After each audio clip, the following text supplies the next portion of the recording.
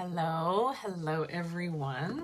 Welcome to Conversations on Overgiving. My name is Jessica from Jessica on Coaching, and you probably already know that if you're in this group. Today is the new day and time that I'm having these weekly lives, so Wednesdays at noon Eastern time.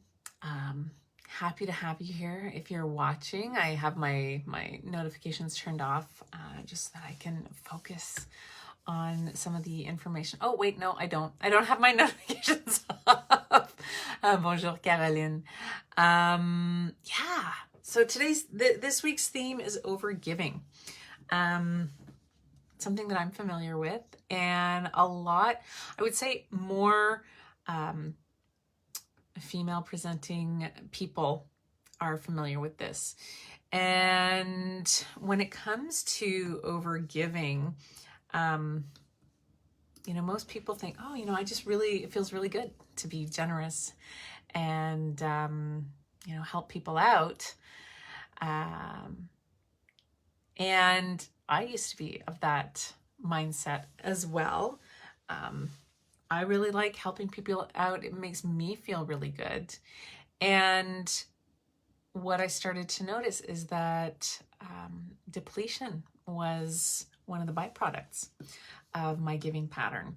And it's something that I've noticed with a lot of clients, right? Especially when it comes to burnout. It's like, I'm burnt out. I'm just, all I do is give and give and give. And I'm just exhausted. I'm depleted because nothing is filling you back up. Right?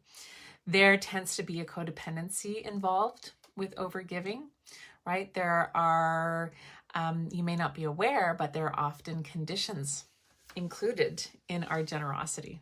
It's like, a lot of people have a hidden tally that they're just like, oh yeah, and then I did this one thing this one time, and then this other thing this one time. And so it isn't actually from an altruistic point of view, there is a hidden cost attached. So the cost may not be monetary, but there is an emotional cost, right? Debt, not all debt is financial. Generosity, and you can feel there's an energetic difference, right? Either from you or from someone else. Most of us have parents that, there's like that unspoken, it's like, well, I do all of these things for you. And like full disclosure, I've done that with my kids. It's like, what, like I drive you to all these places. I expect you to do the dishes, like that's the fee, right? I put a roof over your head. I expect you to make your bed kind of thing. But when it comes into relationships and work relationships, giving to the point of depletion is not a heroic thing. It is kind of a silly thing to do. Giving to the point of depletion is a way of making yourself into a martyr, right? There's a real victim thread to it, which is so uncomfortable to even conceive of. Because you're like, no, I've made these choices. I'm not coming at this from a victim energy, but it is a big victim energy, because then you're left like, oh my God, I'm so tired for all the things that I do. So if you're finding yourself in a pattern of overgiving, start to explore what you get out of it. What are the positive benefits? What is the gift in my overgiving? I feel like a bit of a hero. I feel like if I give so much of myself, then maybe someone's going to notice how hard I work and maybe they'll give me something, right? It's a good way to avoid asking for what you need. So, there are ways of giving that are sincerely altruistic, that do come from the heart, right? And that's, check your expectations. When you are in a space of giving, what are your expectations of it? Do you expect recognition? Do you expect a thank you? You may not know that you have expectations, But if you start to sort of dig underneath it, and I always recommend journaling for this, but, check in. What are my expectations? Why am I doing this?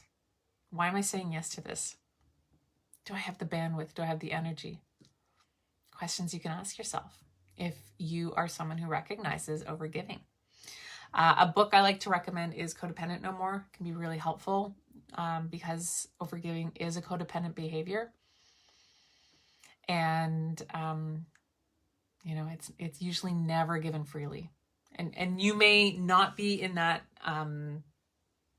pattern yourself, but you may have people in your life that are in that pattern. So I'd love to know how this is landing. If you are someone who is typically overgiving, if any of this resonated, or maybe it triggered something in you. Maybe you're like, I don't like hearing that. I definitely don't have a victim pattern, or I don't give with expectation in return. Check to see if that's true. Maybe it's completely different. So if this is resonating or if it's triggering, pop it into the chat below.